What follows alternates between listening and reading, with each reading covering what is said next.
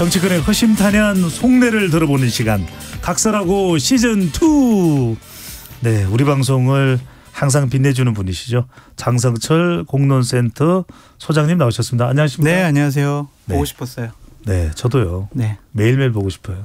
감사합니다. 매일 보세요. 그건 안 될 것 같고. 서영주 더불어민주당 상근 부대변인 나오셨습니다. 어서 오십시오. 네, 반갑습니다. 네. 저도 보고 싶었습니다. 그러니까요. 두 분을 정말 하루 24시간 방송할 수 있다면 얼마나 좋을까. 힘들죠. 네. 장 선생님 어떻게 우리 뜻대로 잠도 자야죠. 24시간 원하면 할 수 있을까요? 저 배 소장님이 하신다 그러면 저는 뭐든지 다 하겠습니다. 네, 다른 방송 다 이제 거절하고 오로지 이제 KBS. 당연하죠. KBS 나오는 게 얼마나 영광입니까? 알겠습니다. 국민의 방송. 그러면 오늘 방송 끝나고 나서 제가 대신 각 방송사로 연락을 드리도록 하겠습니다. 알겠습니다. 괜찮습니다. 어차피 잘릴 거 뭐. 자, 일본 오염수 오늘 가장 큰 뉴스라고 봐야 될 것 같습니다.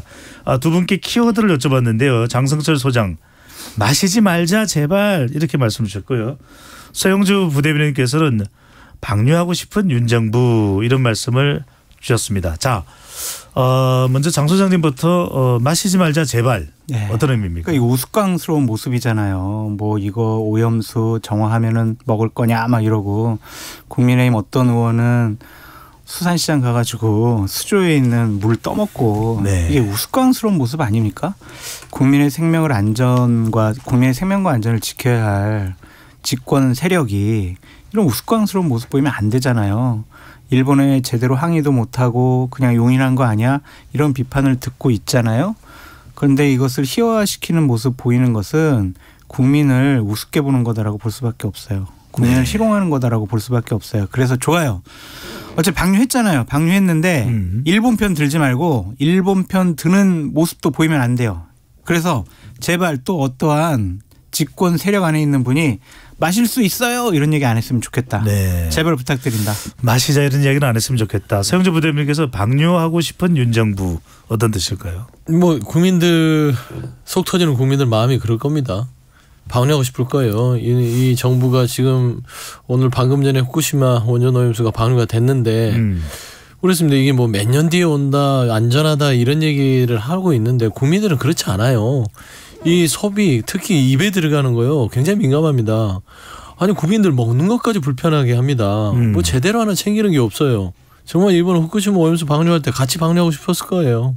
그런 의미에서 국민들 좀 속 시원하게 방류하고 싶은 윤정부다. 네. 그러니까 서부 대변인 말씀처럼 이게 집권 세력이 계속 안전하다고 얘기를 하잖아요. 제발 그러지 않았으면 좋겠어요. 이걸 우리가 어떻게 알아요? 전 인류 역사상 처음 있는 일이잖아요. 30년 동안 방류하네. 뭐 이게 제대로 다액종 시설에서 걸러지네 안 걸러지네. 우리가 30년 모르잖아요. 방류 기간이 30년 이상 걸릴 거라는 분석도 나오기도 합니다. 100%죠. 왜냐하면 지금도 오염수가 하루에 뭐 100톤씩 더 생산된다는 거 아니에요? 그렇죠. 아직 그 원자로가 있으니까 그렇죠. 그게 문제고요. 그러니까 과학 얘기하셔서 그러는데 제가 책을 읽다가 이 과학에 대해서 맹신하는 이 정부 그다음에 일본 저는 깜짝 놀란 게 어떻게 과학이 영원 불변의 법칙이 아니잖아요. 그때 달라지잖아요. 우리가 배웠던 게 명왕성이 행성으로 알고 컸지 않습니까? 아까 또 토끼 얘기하고 여기 또 명왕성 얘기. 명왕성이 행성으로 알고 우리가 컸는데 어느 순간에 명왕성이 행성이 아님이 또 과학적으로 증명이 된 거예요. 그러니까 그때 다 다른 건데 이 오염수도 지금 태평양에 갖다 버렸잖아요. 버리고 있잖아요. 이거 어떻게 될지 아무도 몰라요. 그러니까 저는 더 큰 문제라고 생각했던 게 뭐냐면 윤석열 대통령께서 기시다를 만나가지고 요구했던 3가지 사항이 있잖아요. 그중에 제일 중요한 게 저는 대한민국 전문가가 현장에 가서 실시간으로 확인하고 여러 가지 데이터도 검증하고 이거를 참여할 수 있도록 해달라라고 했는데 이 부분만큼은 일본에서 절대로 받아들이지 않아요. 그러면서 자료를 실시간으로 주겠다라느니 뭐 일주일에 한 번씩 데이터를 공유하겠다느니 이런 얘기를 하고 있잖아요. 네. 그것만 믿고 무조건 안전해요 라고 얘기를 하는 것은 국민을 속이는 것이 아니냐라고 생각할 수가 있어요. 자, 그래서 이제 민주당에서는 오염수 방류를 제2의 태평양 전쟁으로 규정을 했는데 어떤 의미이고 일각에서는 조금 이렇게 오바하지 마세요 좀 제발. 네. 오바다라는 알았다 오바 지적도 있습니다만 네. 이 제2의 태평양 전쟁 뭐 듣기에 따라서는 좀 과격한 표현일 수도 있는데 아마 좀 심정적인 표현인 것 같아요. 일본이 후쿠시마 이 오염수를 태평양 쪽에 버리지 않습니까? 결국에는 이제 이 일본 자체가 태평양이 무슨 본인들의 어떤 하수구처럼 여기는 거. 그다음에 주변 국가에 대한 의사는 전혀 무시해버리고 당시에 이제 태평양 전쟁을 일으켰던 것처럼 본인들의 이득을 위해서 거침없이 그냥 탄핵해버리는 겁니다. 아까도 말씀했지만 주변국에 대해서 배려를 한다면 이건 전쟁이 아니죠. 그냥 어느 정도의 뭐 협상, 태평양 협상 이렇게 얘기할 수 있는데 협정. 근데 대한민국 이 국민들이 이런 상황에서 윤석열 정부가 최근에 그래서 노력해서 우리 전문가를 보내겠다라고 했던 것도 이런 지하에 거절을 해버리는 이런 무도한 짓을 하고 있기 때문에 야당이 봐도요 우리 정부가 안쓰러워요. 그래서 이거 일본 이거 거의 뭐 제2의 태평양 전쟁 아니야? 이 태도가 아주 오만불순한데 이렇게 거침없이 표현한 것이다. 이걸 갖고 또 오바했다라고 하는 것은 강한 이의 제기를 한 것이 의미를 담고 있다는 말씀 주시는데 한 분은 더 오바했어요. 왜요? 네.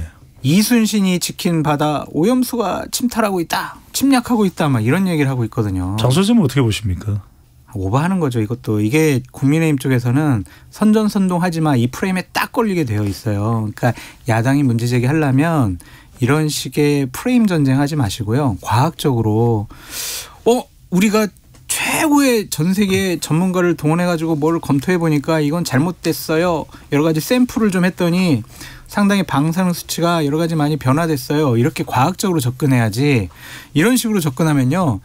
지금 대한민국 정부에서 뭐 일본과 뭐 여러 가지 데이터를 공유받는다 그러고 한반도 해역에 8군데다가 포인트별로 해가지고 방사능 수치 검사 뭐 매일 한다고 하잖아요. 거기에 변화가 없어요라고 하면 어떡할 거예요? 그러니까 저는 참 답답한 게 제가 장소장님 말씀에 늘 이렇게 뭐 인정을 하는 편인데 이순신이 지킨 바다 오염수가 침탈한다. 이거 정치적 구호예요. 뭐 그걸 가지고 뭐라 할 필요는 없을 것 같고 두 번째 과학적 증빙은 민주당이 할 필요가 없어요. 일본이 해야 되는 겁니다. 지금 일본이 방류하고 있고 일본이 본인들이 뿌려대고 있지 않습니까? 본인들은 과학적이라고 하지만 우리가 못 믿는다고 하니 우리가 믿을 만큼 과학적 증거를 제시하고 과학적 어떤 증빙을 보여줘서 대한민국 국민이 그걸 믿을 수 있게끔 해야 될 책임은 일본에 있다. 그래서 자꾸 민주당한테 과학적 증거를 대라고 하는 말은 맞지 않다. 정책야당, 대한야당이 되셔야죠. 그리고 그 두 번째로 구호만 가지고 일본이 못하면 정부의 우리 집권당인 국민의힘이나 윤석열 정부가 해야 될 일이 과학적 증거를 찾는 것입니다. 장 소장님께는 이거 좀 여쭤보겠습니다. 어제 민주당 촛불 집회에서도 그렇고 윤석열 대통령 이제 탄핵론이 제기가 됐는데요. 김용민 더불어민주당 의원은 민주당 168석으로 윤석열 탄핵 발의합시다. 민주당 단독으로 가능하니 이제는 해야 한다. 어떻게 보시는지요? 이게 지지층을 향한 외침이라고 보여져요. 그냥 지지층들은 윤석열 정권 빨리 끝났으면 좋겠어라고 하니까 여기에 그냥 호응하는 거다라고 보여지는데 탄핵이라는 단어 되게 무겁잖아요. 헌법과 법률을 위반해야 가능한 것이고 이걸 그냥 쉽게 이렇게 꺼내는 것은 역공을 당하기가 쉬워요. 역공을 당할 수도 있다. 그러니까 예를 들면은 뭐 대선 불복 아니냐부터 시작을 해가지고 기본적으로 헌법과 법률에 의해서 국민의 선택에 의해서 결정된 정권인데 이 일본과의 외교 문제 뭐 하나 야당의 마음에 들지 않는다고 탄핵하냐? 그러면은 역대 대통령들이요 여러 가지 외교 문제 때문에 한 10번도 더 탄핵됐을 거예요. 그러니까 이렇게 좀 성급하게 꺼내는 것은 큰 도움이 될 것 같지는 않아요. 성주 부대면요. 맞죠? 제 말이 맞죠? 당내에서 윤석열 대통령 퇴진론 또 반일 뭐 태평양 전쟁 이렇게 이제 구호가 나오는 부분은 어떻게 보시는지. 그러니까 태평양 전쟁이라든지 뭐 이제 오염수 침탈 이런 거는 이제 정치적 언어라고 분석하셔도 돼요. 좀 뭐 거부가신 분들은 또 비판할 수 있겠지만 탄핵 문제는 좀 달라요. 이거는 분명히 말씀드린 건 민주당의 입장과는 전혀 다르다. 민주당은 지금 현재 후쿠시마 오염수 방류와 관련해서 윤석열 대통령에 대한 탄핵을 주장하고 있지 않습니다. 이거는 김용민 의원의 개인적인 철저히 개인적인 발언이고요. 이런 발언들은 맞습니다. 이게 탄핵이라는 발언은 쉽게 입에 올려서는 안 될 뿐더러 지금 문제의 본질은 후쿠시마 오염수 방류에 대한 정부의 대응을 지적하기 위해서는 조목조목 비판할 수 있는 메시지를 내야 되는데 탄핵을 던지니까 꼬투리 잡히는 겁니다. 그러니까 뭔가 후쿠시마 오염수에 대해서 우리가 공격하려고 하더라도 민주당이요. 그리고 뭔가 지적하려고 하더라도 국민의힘은 그럴 거예요. 너 또 탄핵하고 뭐 지금 뭐 대선 불복하는 거지 하게 되면 해야 될 메시지가 다 없어져 버려요. 저는 김용민 의원께서는 이런 게 아무리 지지층이 바라고 요구한다 하더라도 그래도 정치인이시고 우리 일원이시면 이 부분에 대해서는 좀 깊게 고민해야 될 부분이 있지 않았냐 생각합니다. 그 민주당이 지금 해야 될 일은 탄핵이라는 정치적인 용어를 통해서 윤석열 정권을 공격하는 것보다 공천을 잘 하고 대한야당으로서 국민들에게 인정을 받아서 내년 총선에서 이기는 길을 찾는 것이 가장 급선무예요. 그렇지 않아요? 맞습니다. 네. 여러 가지 이슈를 지금 맞닥뜨리는 것보다는 올해 총선에서의 결과가 더 분명해질 것이다. 생각해 보세요. 그 만약에 내년도 총선에서 민주당이 과반수 의석을 얻거나 다수당이 돼서 국회의장을 민주당이 가져가잖아요.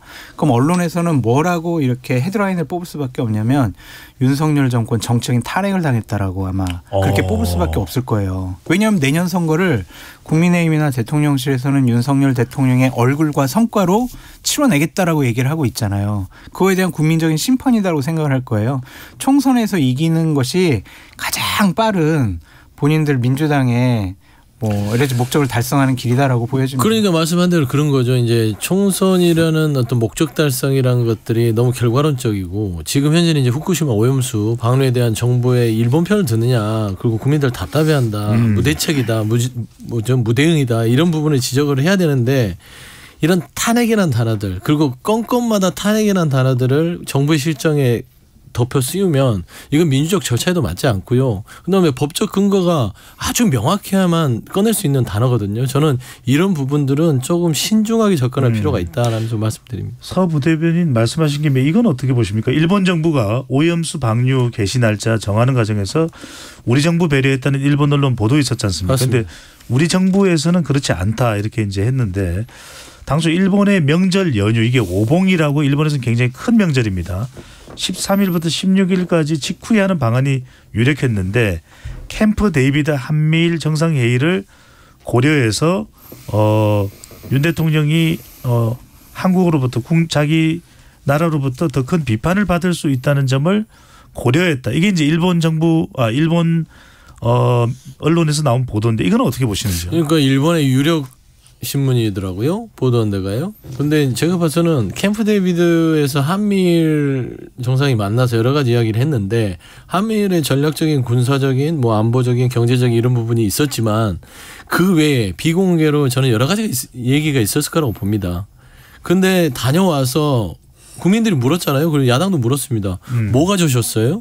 국익은 뭐죠? 무슨 선물을 가져오셨죠? 했는데 생각만큼 어떤 실익이 없었어요. 그런데 24일 오늘 오후 1시에 후쿠시마 오염수 방류에 선물을 가져오셨더라고요. 에이, 저는 그렇게 보여요. 에이, 무슨 또 선물이라는 표현도. 아니 저는 왜 그렇게 보이냐면 얻은 건 이런 거밖에 없다. 예를 들어 일자를 조정해 줬다고 하는데 총선 전에 하는 게 낫겠냐. 총선에까지 미뤄서 하는 게 낫겠냐라는 판단이 있었을 수도 있고요.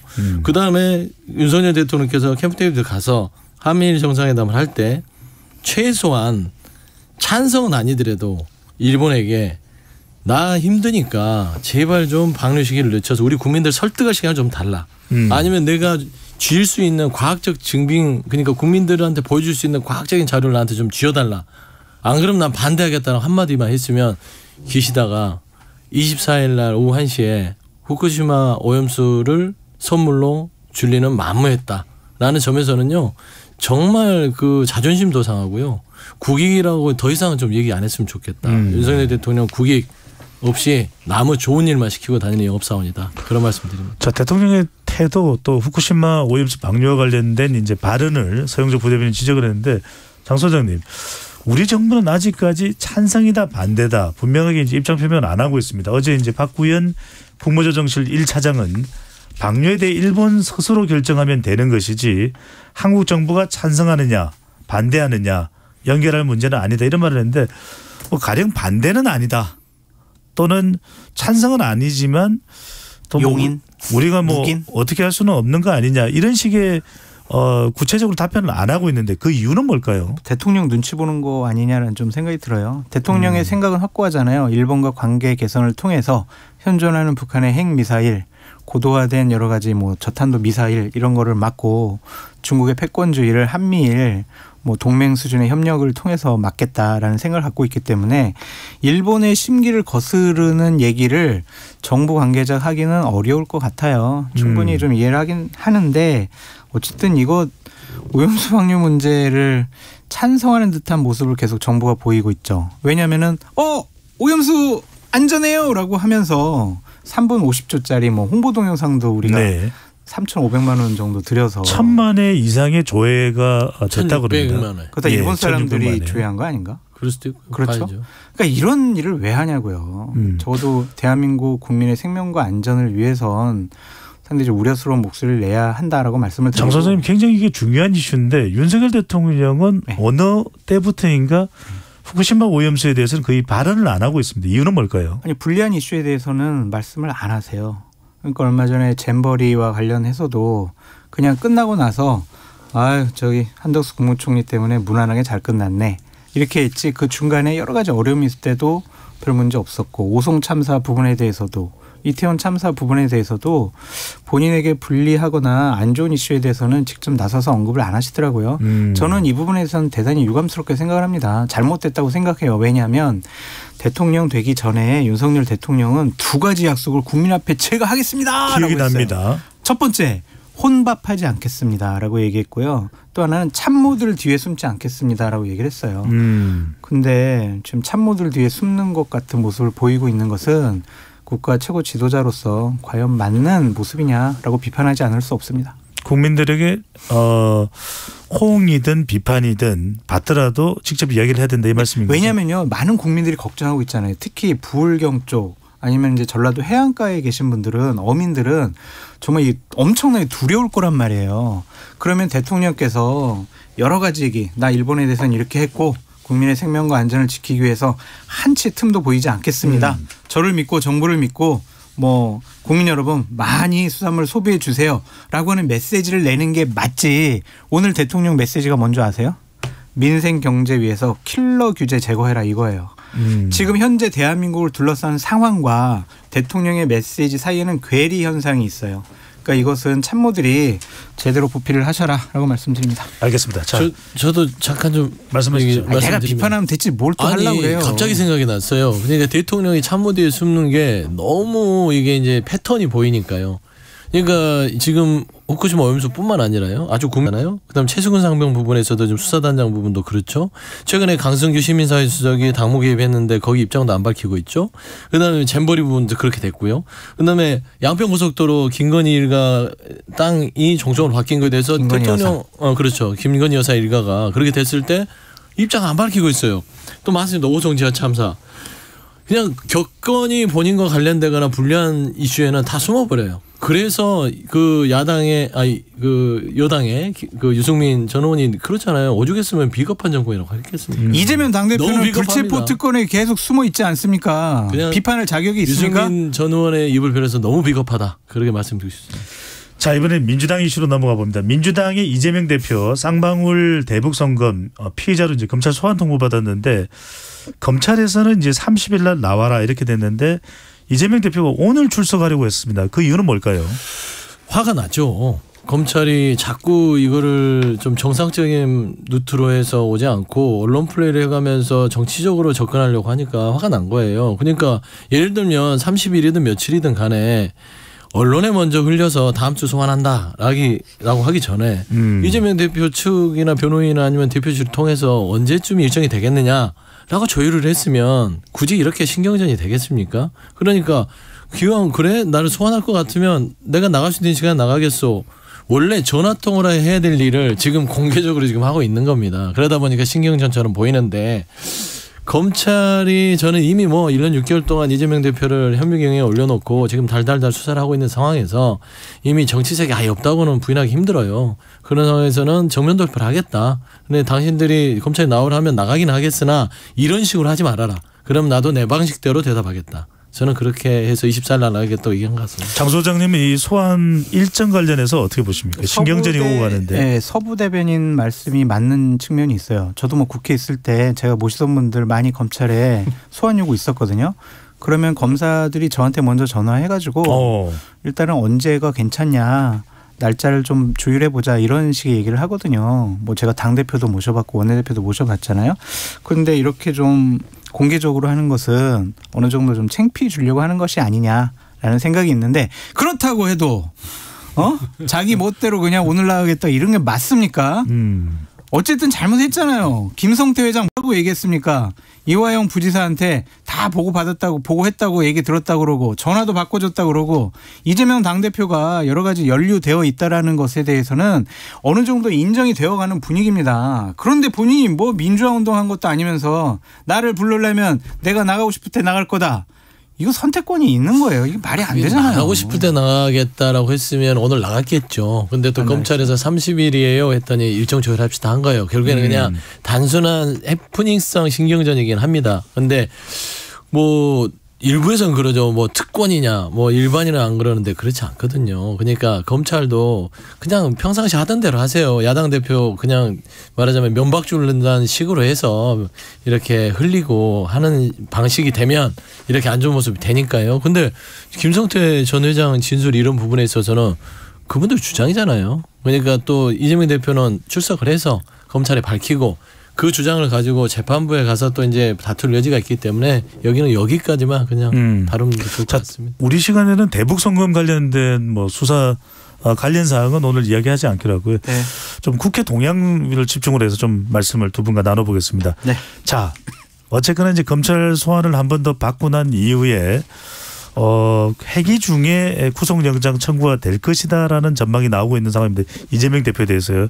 서영조 부대변인께 먼저 여쭤보면 비회기 중에 나를 구속영장 청구를 하라. 이게 이제 이재명 대표의 발언 내용인데 국민의힘은 상당히 그 부분에 대해서 비판하는데 한동훈 장관의 발언도 있습니다. 식당 예약하는 줄 아냐. 원하는 시간에 영장 보내고 그런 거 없다.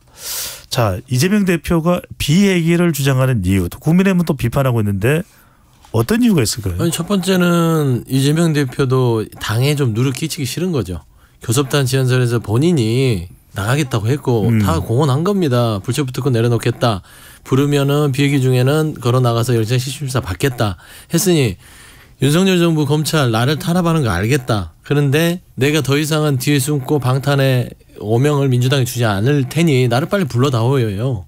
그 정도 선에서 얘기했던 건데 한동훈 장관도 그래도 검객이잖아요. 그래도 어느 정도 칼을 뺐을 때는 최소한 그렇게 했을 때는 좀 나름대로의 이 예의를 갖춰줘야 되는 건데 저런 식으로 뭐 식당 주문하듯이 하느냐 비아냥될 필요는 없다고 봐요. 다만 어차피 지금 현재 물리적으로는 정기회의에 들어올 공산이 크기 때문에 체포동의안 뭐 표결이 불가피하지만 이 자체도 검찰이 머릿속에 있었다면 참 고약하다. 부결을 시켜도 모양새 안 좋고 가결을 시켜도 모양새가 안 좋은 상황을 가지고 이걸 즐기듯이 하는 것들이 과연 이게 야당이든 여당이든 간에 어느 정도 이게 몇 년이 지나고 나면 똑같이 돌려받을 수 있는 그런 사례가 될 텐데 저는 이런 고양 모습들이 없어지면 좋겠다. 서 부대님께 하나만 여쭤보고 장 소장 좀 넘어가겠습니다. 만약에 회기 중에 구속영장 청구 그러니까 체포동의안이 국회로 온다면 이재명 대표에 대해서 민주당이 어떤 선택을 할까요? 가결입니까? 부결입니까? 저는 가결을 할 것 같아요.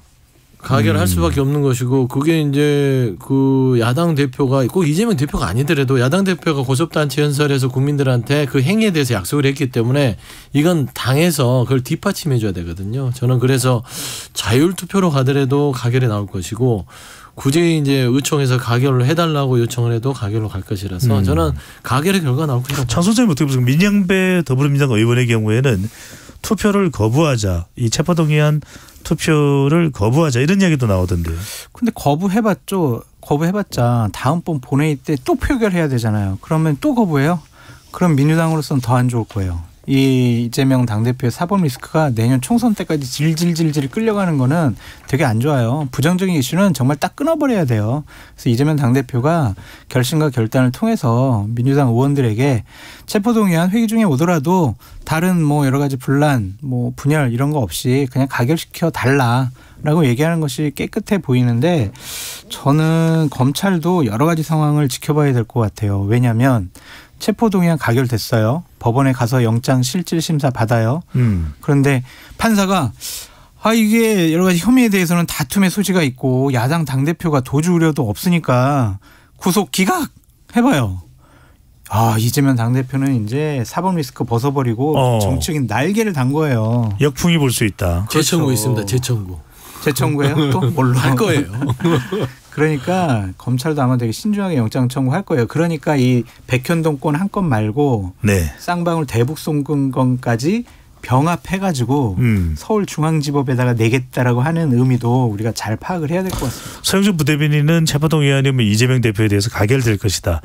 장성철 소장은 체포동의안이 온다면 어떻게 될까요? 저는 부결될 거라고 봐요. 민주당은 약속을 안 지키는 정당이기 때문에 뭐 불체포 특권 포기한다고 대선 전부터 공약으로 얘기도 했는데 계속 그 뒤에 숨어왔잖아요. 경험 법칙상 약속을 안 지킬 것이다 라고 저는 생각해 봅니다. 변명 좀 해도 되나요? 하지 마세요. 무슨 하지 말까? 왜냐하면 저기 민주당 내 31명이 그 불체포 특권 포기를 선언했어요. 네. 그러면 31명의 인원은 상수로 있기 때문에 무조건 가결이 될 수밖에 없는 현상입니다. 네. 하지만 또 무기명이기 때문에 어떻게 될지 그 부분도 좀 지켜보도록. 이번 대법원으로 가봅니다. 새 대법원장 후보자 이균용 후보자로 지명이 됐습니다. 자, 상당히 보수 성향일 거다라는 평가, 또 과거 성폭행범에 대한 감형, 또 젠더 감수성이 괴로된 뭐 판결, 이런저런 비판이 나오고 있는데 서영준 부대변인께 먼저 여쭤보면 요즘 뭐 검찰의 또 이재명 대표에 대한 압박, 또